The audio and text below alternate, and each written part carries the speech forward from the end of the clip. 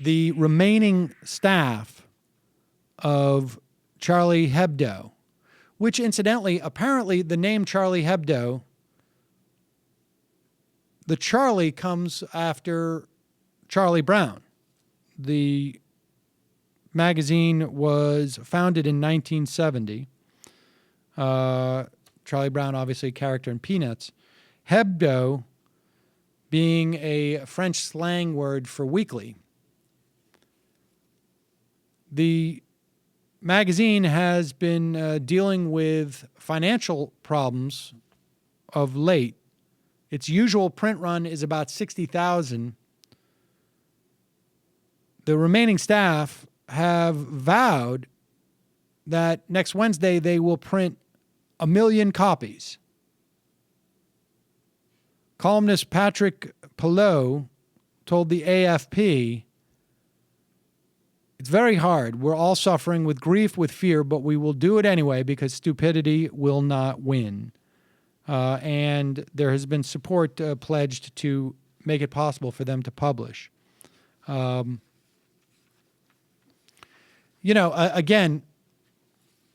it's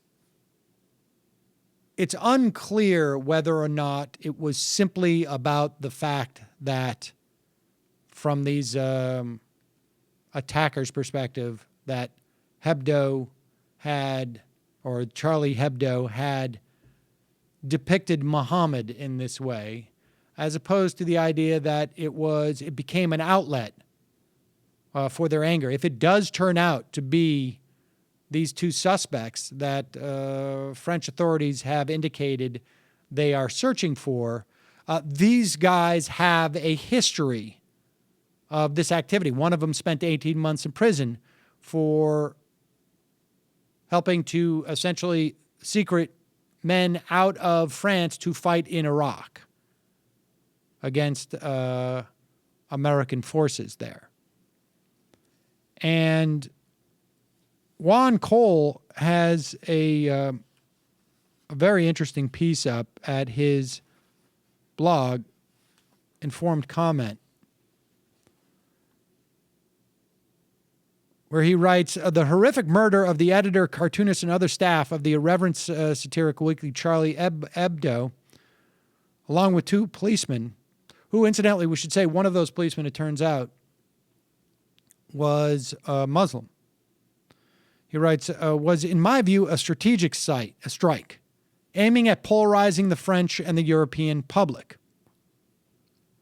He writes that the problem for a terrorist group like Al-Qaeda is that its recruitment pool is Muslims, but most Muslims are not interested in terrorism.